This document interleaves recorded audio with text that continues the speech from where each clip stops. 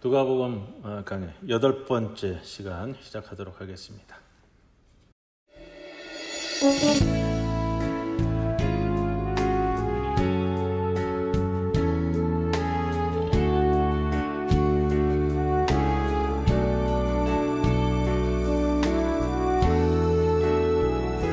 나의 힘이 되신 여호와여,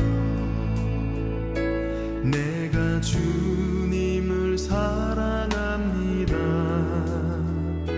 주는 나의 반석이시며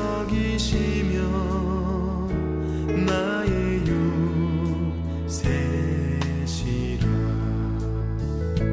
주는 나를 건지시는 나의 주, 나의 하나님, 나의 피할 바위시요 나의 방패시라. 나의 하나님,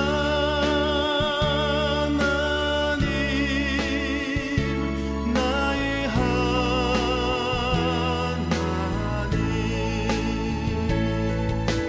구원의 뿌리시요 나의 산성이라.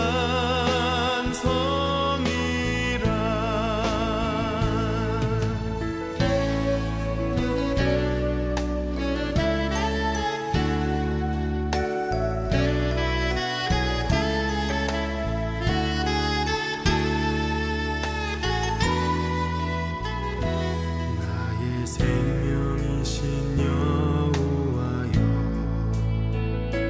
내가 주님을 찬양합니다. 주는 나의 사랑이시며 나의 의지시라. 주는 나를 이끄시어 주의 길 인도하시며 나의 생의 목자 되시니 내가 따르리라.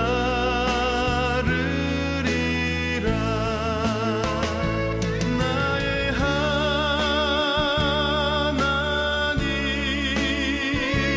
나의 하나님,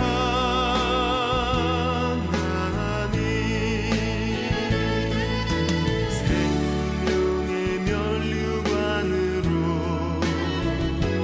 내게 씌우소서. 나의 하나님,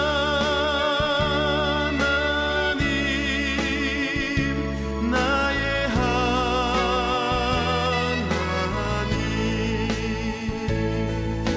그는 나의 여호와, 나의 구세주, 나의 구세주.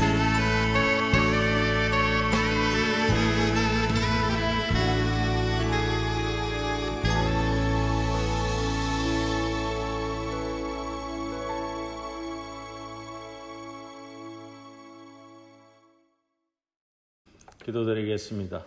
한 분이시며 영원하신 하나님 아버지, 오늘 이 밤도 주님 앞에 정성을 다하여 찬양하며 경배를 올리옵니다. 여러 가지 절망과 염려로 주님 앞에 무릎 꿇은 저희들을 위로하여 주시고 주님 안에서 샘솟는 기쁨을 누릴 수 있는 시간이 되게 하여 주옵소서. 끊임없이 저희들에게 긍휼을 베푸시는 아버지 하나님, 주님 안에 행복과 또한 영원한 가치가 있음을 알면서도 세상 것들을 사모하며 탐욕의 우상을 섬기느라 방황하는 성도들의 심령을 바로잡아 주시옵소서. 세속에 속한 것들이 아무리 아름답고 좋다고 한들 그것으로 영원한 가치를 찾을 수 있겠습니까? 저희들의 눈을 밝혀주시고 영원한 행복을 주신 주님을 가까이 할 수 있도록 회개하는 심령들이 되도록 불쌍히 여겨주시옵소서. 온전치 못한 저희들을 도와주시기 소망합니다. 오류를 범하지 않도록 하시고 부정직함을 향해 달려나가지 않도록 하시며 언제나 주님 가신 길을 쫓아 나아가는 그 마음을 주시고 말씀으로 분별하여 말씀으로 이어갈 수 있는 능력을 허락해 주옵소서. 예수님의 이름으로 기도드리옵나이다. 아멘. 찬송가 81장 찬송 드립니다.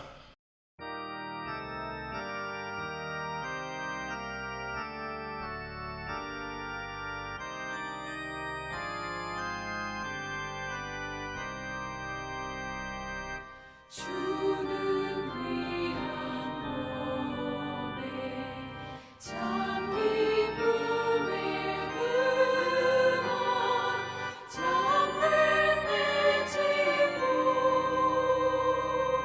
갈급한 내 마음 주를 사모하여 목에 탑니다. 금이 없는 어린 양 그 품 안에 괴로움 없어 더 바랄 것 없네. 주의 품에 안겨 편히 쉬는 나를 누가 해치랴. 땅이 흔들리고 모두 떨지라도 겁낼 것 없네. 죄와 지옥 물결이 우리들을 덮치어도 주는 피난처라.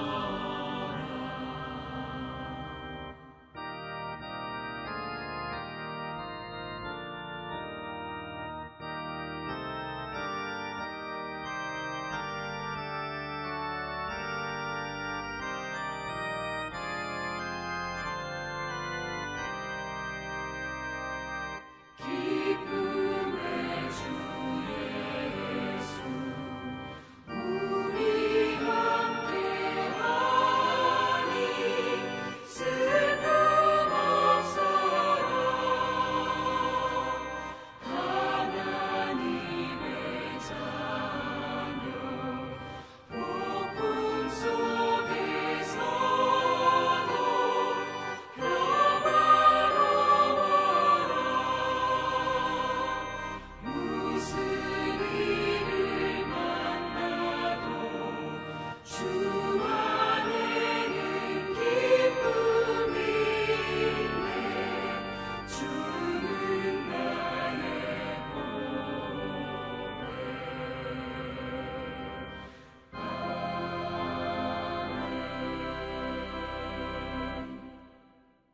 오늘 누가복음 8번째 시간입니다. 2장 41절로부터 52절까지 봉독합니다. 그의 부모가 해마다 6월절이 되면 예루살렘으로 가더니 예수께서 12살 되었을 때에 그들이 이 절기의 관례를 따라 올라갔다가 그날 들을 마치고 돌아갈 때에 아이 예수는 예루살렘에 머무셨더라. 그 부모는 이를 알지 못하고 동행 중에 있는 줄로 생각하고 하룻길을 간 후 친족과 아는 자 중에서 찾되 만나지 못하매 찾으면서 예루살렘에 돌아갔더니 사흘 후에 성전에서 만난즉 그가 선생들 중에 앉아서 그들에게 듣기도 하시며 묻기도 하시니 듣는 자가 다 그 지혜와 대답을 놀랍게 여기더라. 그의 부모가 보고 놀라며 그의 어머니는 이르되 아이야 어찌하여 우리에게 이렇게 하였느냐. 보라 내 아버지와 내가 근심하여 너를 찾았노라. 예수께서 이르시되 어찌하여 나를 찾으셨나이까. 내가 내 아버지 집에 있어야 될 줄을 알지 못하셨나이까 하시니 그 부모가 그가 하신 말씀을 깨닫지 못하더라. 예수께서 함께 내려가사 나사렛에 이르러 순종하여 받으시더라. 그 어머니는 이 모든 말을 마음에 두니라. 예수는 지혜와 키가 자라가며 하나님과 사람에게 더욱 사랑스러워 가시더라. 아멘. 오늘 본문은 8번째 시간입니다. 41절에서 52절까지의 말씀인데 예수님의 소년 시절에 대한 말씀을 우리들에게 누가는 전해주고 있습니다. 그러면서 누가의 강조점이 있어요. 하나는 뭐냐면 예수님의 지혜가 어떠한가 그것을 실례를 들어서 우리에게 제시해주고 있고 그 다음에 맨 마지막 구절 52절은 하나님과 어떤 특별한 관계로 연결되는가 하는 것을 강조를 하는데 이것은 40절에도 비슷한 말씀이 나오죠. 지난주간에 나온 말씀 제가 한번 봉독합니다. 아기가 자라며 강하여지고 지혜가 충만하며 하나님의 은혜가 그의 위에 있더라 라는 말씀을 통해 하나님과 아기 예수가 특별한 관계에 있음을 강조했고요. 오늘은 이제 소년이 된 다음에 52절에 예수는 지혜와 키가 자라가며 하나님과 사람에게 더욱 사랑스러워 가시더라 라는 말씀을 통해 소년 예수와 하나님과 어떤 특별한 관계가 있는가 하는 것을 강조해주는 메시지로 누가는 우리에게 전해주고 있습니다. 소년 시절 예수님은 부모가 되는 요셉과 마리아를 통해 품성과 인성을 배웠고요. 또 하나님의 뜻에 어떻게 일치하는가 하는 그 과정을 성장 과정을 거쳤음을 우리들에게 보여주는 본문입니다. 자, 이 본문이 우리들에게 전해주고 있는 배경도 조금 짚고 가야 돼요. 그것은 예수님이 그 출신 성분이 좀 그렇게 얘기하기는 좀 애매합니다만 출신 성분이 뭐 그렇게 변변찮잖아요. 그것을 항상 유대인들은 공격의 빌미로 삼았습니다. 그래서 뭐 갈릴리 사람이라느니 뭐 이런 표현이 나오는 것들이 다 거기에 기대고 있는데 자 초대 교회의 교인들 초대 그리스도인들이 이러한 것들을 변호하고 해명하는 과정에서 오늘 본문도 그 배경을 읽을 수가 있습니다. 예수님의 소년 시절을 다루고 있는 본문은 오늘 누가복음서가 유일합니다. 그리고 누가는 바로 오늘의 이 말씀을 통해서 신학적인 내용을 이야기를 통해서 들려줍니다. 성서는 이야기입니다. 우리가 뭐 신학이다 그러면 논문 이렇게 얘기합니다만 이야기가 논문보다 신학에 가깝습니다. 역사는 논문 이전에 이야기로 우리에게 전해졌습니다. 논문이 아니고도 여러 가지 얼마나 다른 방법으로 충분히 신학을 할 수 있는가 하는 것을 보여줄 수 있는데 자, 신학은 철학보다 역사에 가깝다는 말이 있듯이 또 신학은 역사보다 이야기에 가깝습니다. 성서는 한마디로 이야기잖아요. 하나님의 이야기, 하나님의 사랑 이야기, 우리 인류를 얼마나 사랑하시는가 하는 그 사랑 이야기가 성서인데 그래서 성서는 이야기다. 오늘도 소년 예수의 이야기를 통해 누가복음서 기자는 담고 있는 신앙, 메시지 이것을 모두 우리에게 전해주고 있습니다. 41절 보십시오. 그의 부모가 해마다 유월절이 되면 예루살렘으로 갔다.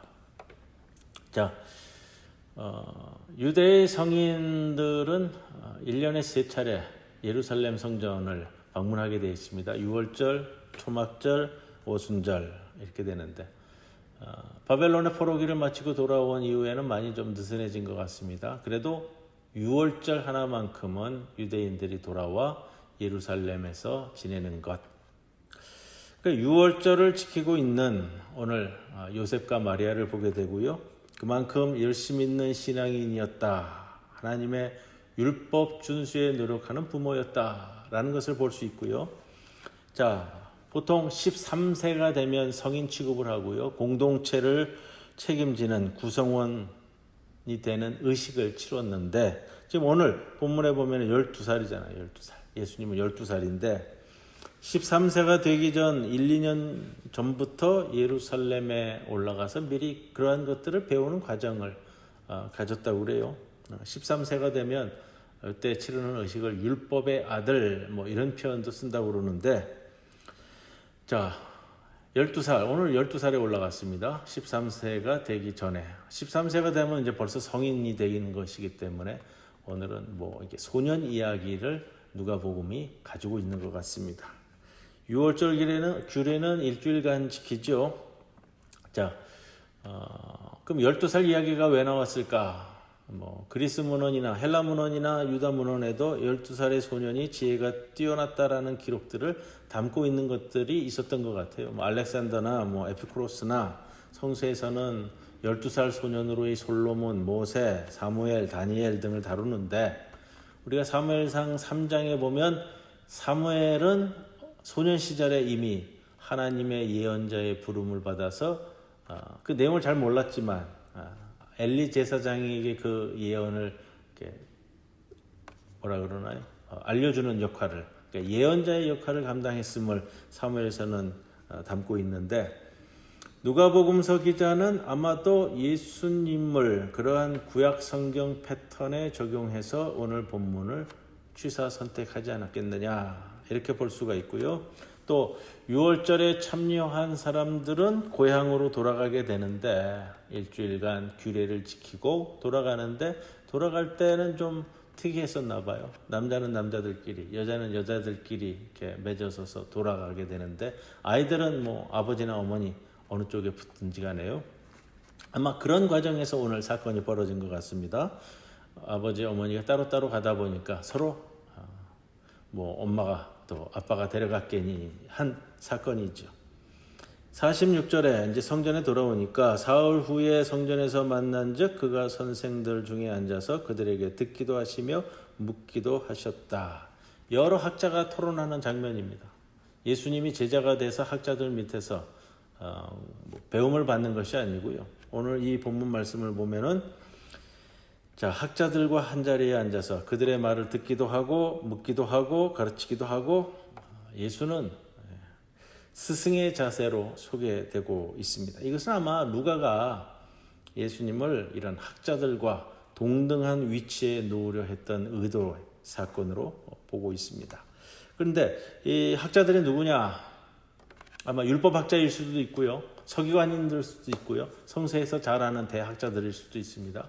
이들이 항상 성서 주변에 모여서 그들의 의문점이라는 것들을 토론했던 것으로 보이기 때문에 그런데 독특한 것은 이 학자를 선생이라는 표현을 쓰고 있습니다. 오늘 본문에 보시면 사흘 후에 성전에서 만난 즉 그가 선생들 중에 앉으사 원문으로는 디다스칼로스라는 단어를 쓰는데 서기관일 수도 있고 율법학자들일 수도 있고 여러 가지로 볼 수가 랍비들일 수도 있지만 디다스칼로스라는 선생이라는 굉장히 그 존경스러운 표현을 쓰면서 누가가 의도적으로 예수님을 이러한 학자들과 동등한 위치에 놓으려 하고 있다. 자, 그렇기 때문에 굉장히 호의적인 단어로 이 단어를 선택해서 쓰는데 이 장면이 여기밖에 나오지 않습니다. 이 학자들을 평할 때 선생이라는 표현을 쓰고 있는 것은요. 47절에 듣는 자가 다 그 지혜와 대답을 놀랍게 여겼다. 지식이 아니라 지혜입니다. 우리가 지혜와 지식은 구분하는데 지혜는 하나님께서 주시는 겁니다. 놀랍게 여기더라. 놀라울 수밖에 없죠. 그러니까 놀랍게 여긴다라는 헬라어 원어는 엑시스탄토라는 건데 이 말에서 나온 우리가 익히 잘 아는 표현이 엑스타시예요. 엑스타시. 정신을 잃는 것. 제정신이 아닌 것. 넋을 잃고 그러나 조금 쿨다운 시켜서 오늘 본문에서 놀랍게 여겼다라는 표현으로 번역하고 있습니다. 48절에 그의 부모가 보고 놀라며 그의 어머니는 이르되 아이야 어찌하여 아이야 얘야 이라는 표현이 아들아 소자야 라고도 번역이 됐었는데 테크논이라는 단어를 씁니다. 자, 신약성서에서 주로 어린 남자아이를 이야기할 때 이 표현을 썼다라는 것이고요. 49절에 예수께서 이르시되 어찌하여 나를 찾으셨나이까 내가 내 아버지 집에 있어야 될 줄을 알지 못하셨나이까. 내 아버지 집에 있어야 될 줄. 내 아버지 집에 있어야 될 줄을 모르셨나이까. 장소적인 개념일 수도 있고요. 이것은 내 아버지의 관심사, 내 아버지의 일들, 내 아버지에 관한 일들 이런 것에 내가 있어야 될 줄을 모르셨습니까? 라고 대답을 하고 있습니다. 51절에 예수께서 함께 내려가사 나사렛에 이르러 순종하여 받드시더라. 나사렛에 이르러 순종하여 받들었다. 예수님은 하늘에 계신 아버지뿐만이 아니라 이 땅의 부모에게도 순종하신 분입니다. 우리가 가끔 이게 안 되는 사람들이 있어요. 뭐 교회에 일한다고 뭐 이렇게 주장하면서 자기 부모를 섬기는 일에 등한시하는 거. 이거는 예수님도 그런 적이 없습니다. 이거는 엉망이 되는 거예요. 예수님은 하늘에 계신 하나님 아버지도 섬겼지만 이 땅의 부모님 섬기기 위해도 오늘 본문에 표현하고 있는 이 말씀 그대로입니다. 하반절에 보시죠. 그 어머니는 이 모든 말을 마음에 두니라. 이 모든 말을 마음에 두니라. 이 말은 모든 사건을 이야기하는 겁니다. 귀에 익은 표현이죠. 어디 나왔었죠?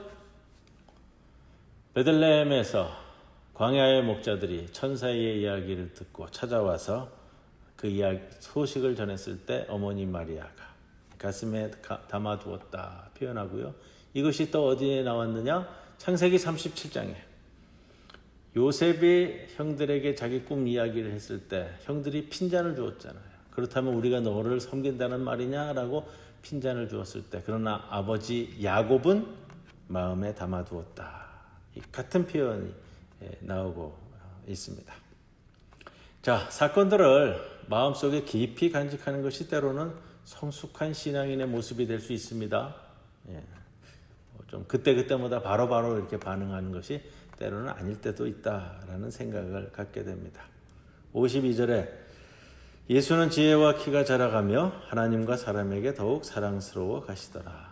앞에 40절의 말씀과 유사하다 이 말씀을 드렸고요. 그때는 아기 예수, 지금은 소년 예수인데 지혜와 키가 자라가며 지혜와 사랑 가운데 키가 자라갔다라는 것이 더해지고 있습니다.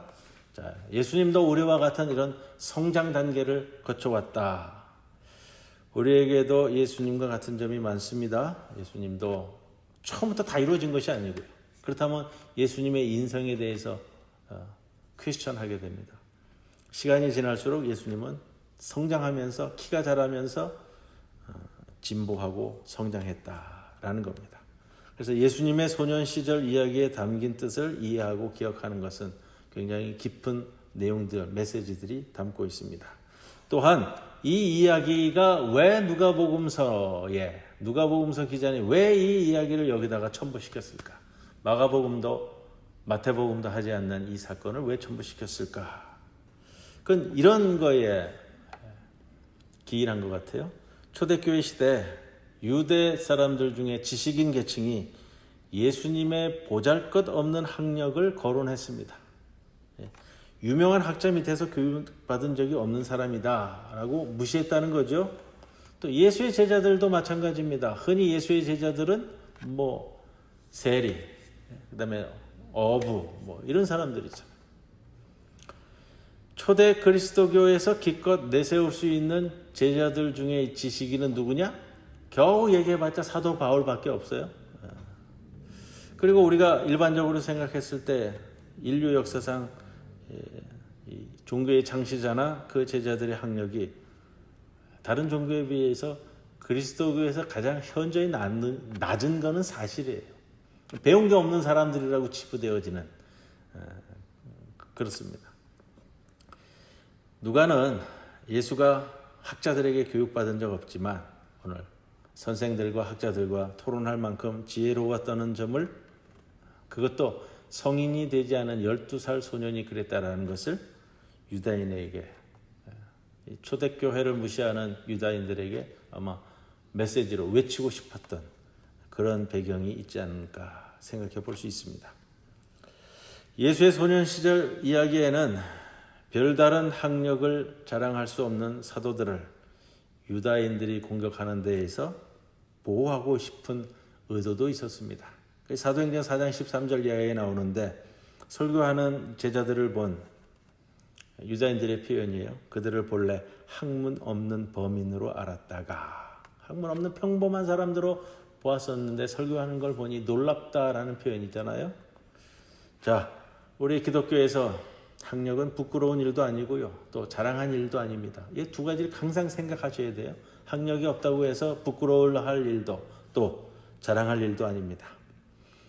남미 해방신학자 레오나르도 보프 신부는 이런 말을 했었어요. 진짜 지식인은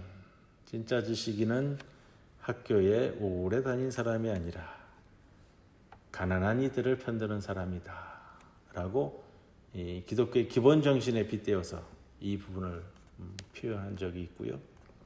자, 우리가 그렇게 생각할 수 있잖아요. 불의한 사람들을 편드는 고학력자들을 지식인이라고 할 수 있겠는가. 이러한 면에서는 학력이라는 문제를 우리가 자랑하지도 않고 또 무시하지도 않는 것. 오로지 하나님 주신 지혜 가운데, 말씀이 주신 지혜 가운데 이 세상을 살아가는 것이 우리 아니냐. 또한 오늘 52절은 기억하셔야 됩니다. 예수는 지혜와 키가 자라가며 하나님과 사람에게 더욱 사랑스러워 가시더라. 날이 갈수록요, 신앙인은 세상 사람들로부터도 사랑을 받는 사람이 되어야 돼요. 하나님뿐만이 아니라. 자, 날이 갈수록 우리의 신앙이 한 계단 한 계단 올라가야죠. 오늘이 어제와 같고 내일도 오늘과 같다면 아무 의미 없는 우리의 신앙이 될 겁니다. 오늘 예수의 지혜와 키가 자라가며 하나님과 사람에게 더욱 사랑스러워 간 소년 예수의 모습을 통해서 우리의 신앙도 매일매일 하나님과 사람들에게 사랑받는 귀한 신앙인이 되기를 주님의 이름으로 간절히 기원합니다. 아멘. 찬송가 84장 함께 찬송드립니다.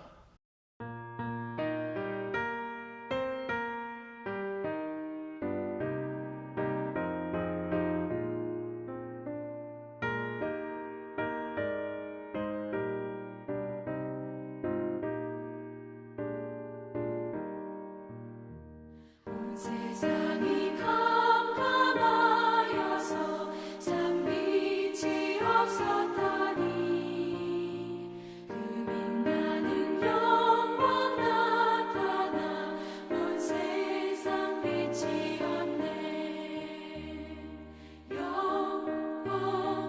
영광의 주 영광의 주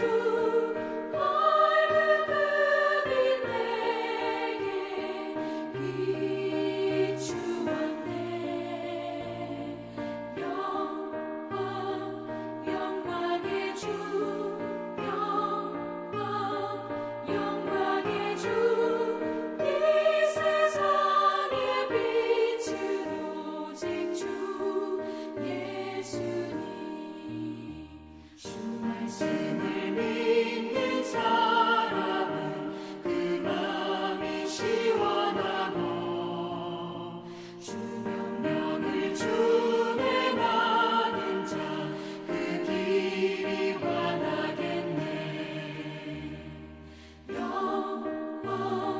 영광의 주 영광의 주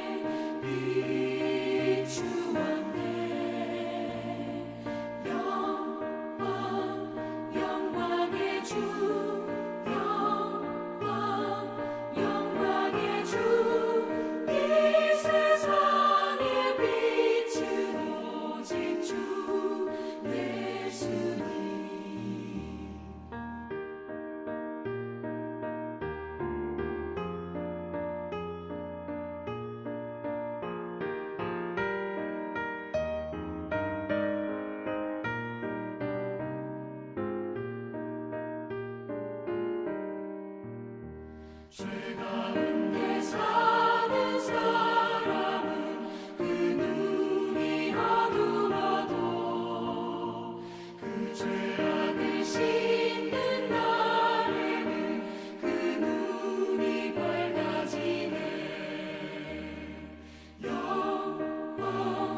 영광의 주 영광의 주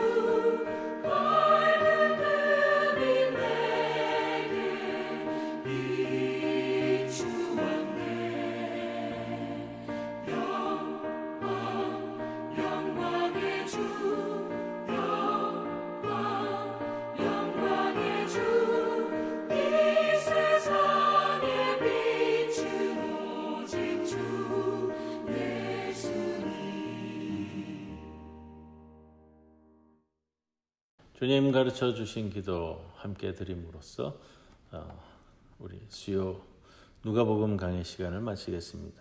하늘에 계신 우리 아버지시여, 이름이 거룩히 여김을 받으시오며 나라의 임하옵시며 뜻이 하늘에서 이루어진 것 같이 땅에서도 이루어지이다. 오늘 우리에게 일용할 양식을 주시옵고 우리가 우리에게 죄 지은 자를 사하여 준 것 같이 우리 죄를 사하여 주시옵고 우리를 시험에 들게 하지 마시옵고 다만 악에서 구하시옵소서. 나라와 권사와 영광이 아버지께 영원히 있사옵나이다. 아멘.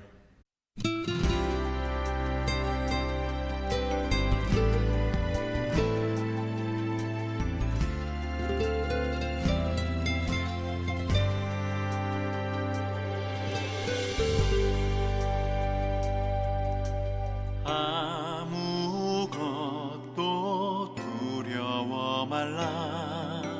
주 나의 하나님이 지켜주시네. 놀라지 마라, 겁내지 마라. 주님 나를 지켜주시네.